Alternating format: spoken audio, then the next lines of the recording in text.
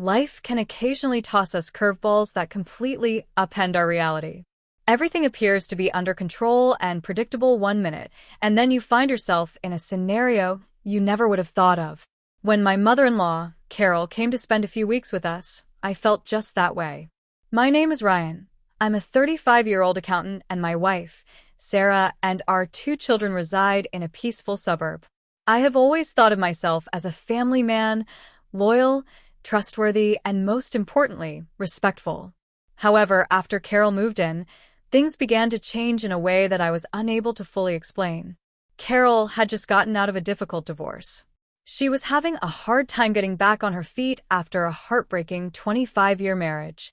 Being the helpful daughter that she is, my wife Sarah proposed that Carol remain with us for a bit until she recovered. I didn't object. It felt like the correct thing to do, because Carol was family. However, I couldn't help but notice the tension that pervaded the room as soon as she entered. Carol had always been the glitzy kind, attractive, well-groomed, and endowed with a grin that could brighten any space. Something about her had changed, though. She appeared more vigilant, more vulnerable. I initially believed it to be my imagination. I reassured myself that she was just getting used to her new life and taking solace in her family's familiarity. However, I soon began to notice small details. Her eyes would follow me throughout the house, and it started with lingering looks. Then there were the inconspicuous touches that seemed a little too familiar, like a hand on my arm or a shoulder squeeze. Since Carol was going through a lot, I dismissed it as her just being loving. However, the longer it went on, the more I sensed that something was wrong. Carol and I were left alone with the children one evening when Sarah had to leave for work late. Carol and I sat down with a glass of wine in the living room after putting children to bed. We discussed her divorce and how difficult it was for her to leave behind the life she had known for so long. She spoke honestly and candidly, with a hint of melancholy. I listened and tried to console her as best I could, but I couldn't get rid of the thought that she could have more to say. Carol's tone shifted when the discussion veered off topic. She began about Sarah and how she had always valued our relationship. She looked directly into my eyes and said, "You know, Ryan, you're a good man. You are a blessing to Sarah. I only wish I had a companion like you." A knot formed in my stomach as her words lingered in the air, laden with significance. I tried to refocus the topic by saying, "Carol, you're going to find someone great." She ignored the hint, though. With a gentle, almost melancholic tone, she trailed off, "You know, sometimes I wonder." She seemed to be considering whether or not to go on, and I could see the turmoil in her eyes. "I wonder what being with someone like you would be like." The remarks were like a kick to the stomach. My mind was spinning trying to comprehend what she had just said, and I wasn't sure how to react. I got up, muttered something about having to see how the children were doing, and hurried out of the room. My mind was a confused mess, and my heart was racing. I was aware that I needed to establish limits and make it obvious that whatever was occurring had to end before it could get any worse. However, I couldn't stop thinking about her remarks as I laid in bed that night. I made an effort to behave normally the following morning, concentrating on my work and avoiding any pointless conversation with Carol. She persisted, though.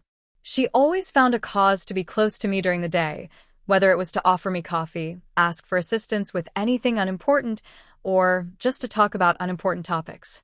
Every time, I had the same pull, that same magnetic force, that I knew was harmful, yet was unable to completely ignore.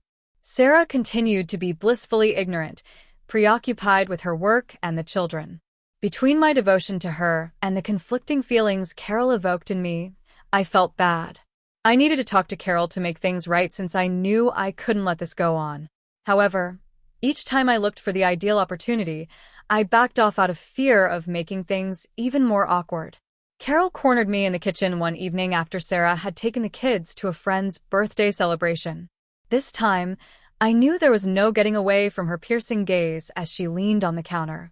"Ryan, we need to talk," she murmured, her eyes revealing the agony she was experiencing but her voice firm.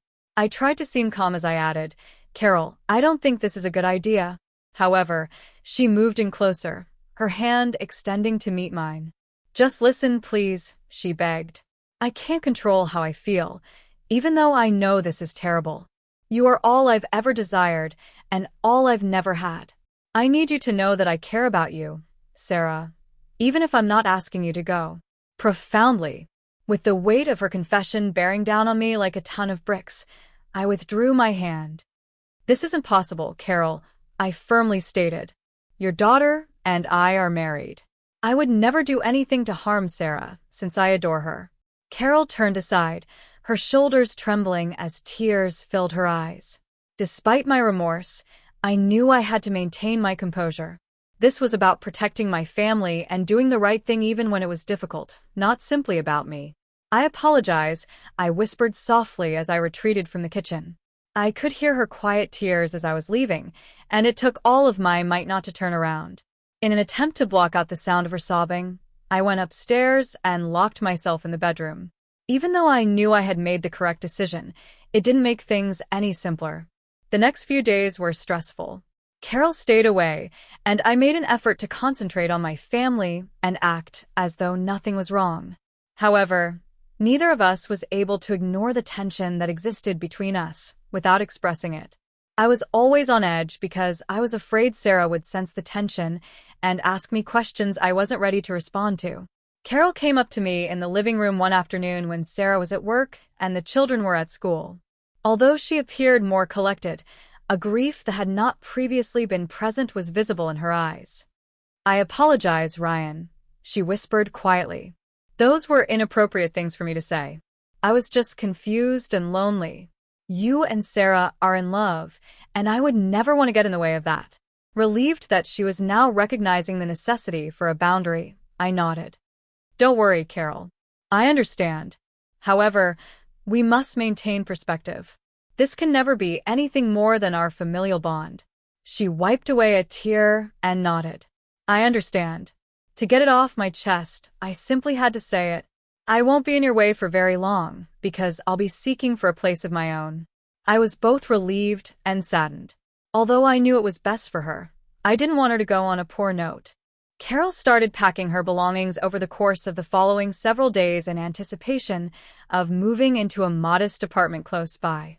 I felt as though I could finally breathe again as the atmosphere in the house gradually subsided. I was relieved that we had been able to contain the issue without doing any more damage, and Sarah saw that her mother appeared happier and more at ease. Carol gave me a farewell hug the day she departed, her smile sincere but with a hint of melancholy.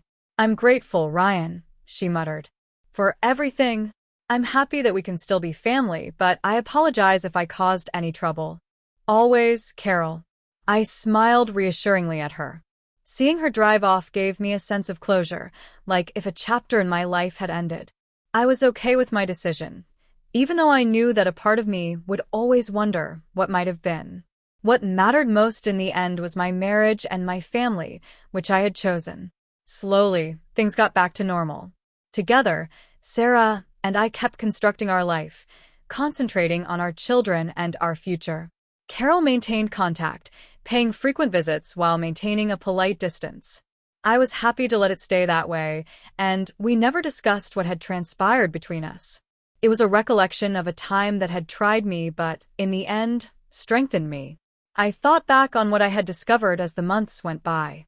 I came to understand that temptation can take many different shapes and that it can occasionally seem as something unexpected or familiar.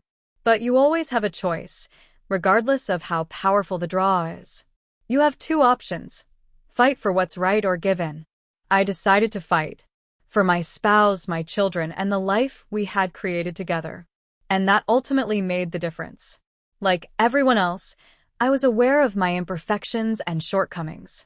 However, I was also confident in my ability to act morally even in the face of difficulty.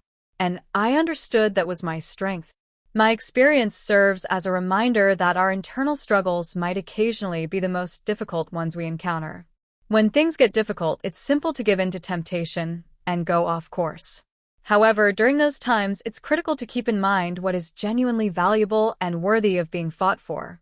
Fortunately, I managed to find my way back before I lost sight of that. I now feel a great sense of thankfulness every time I see Sarah and our children. I'm grateful for our life together, our shared affection, and the lessons I've picked up along the road. I've learned that family is about more than simply blood. It's also about the decisions we make, the dedication we have to one another, and the fortitude to remain loyal to the people we love. I realize I've made mistakes as I sit here thinking back on all that has transpired.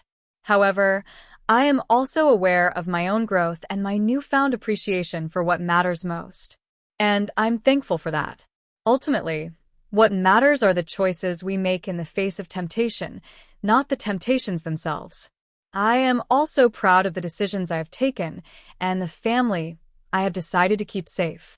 If you ever find yourself in a similar circumstance, keep in mind to stand back and consider what is most important. It's simple to become engrossed in the now, but remember what matters most. Remain loyal to your principles, your promises, and the people you depend on. Because those are ultimately what make us who we are, what give our life significance and direction. I appreciate you hearing my tale. I hope it serves as a reminder that the correct route is always worthwhile, regardless of how alluring the road may appear. Always pick what's best for you and your loved ones, and be strong and loyal to yourself.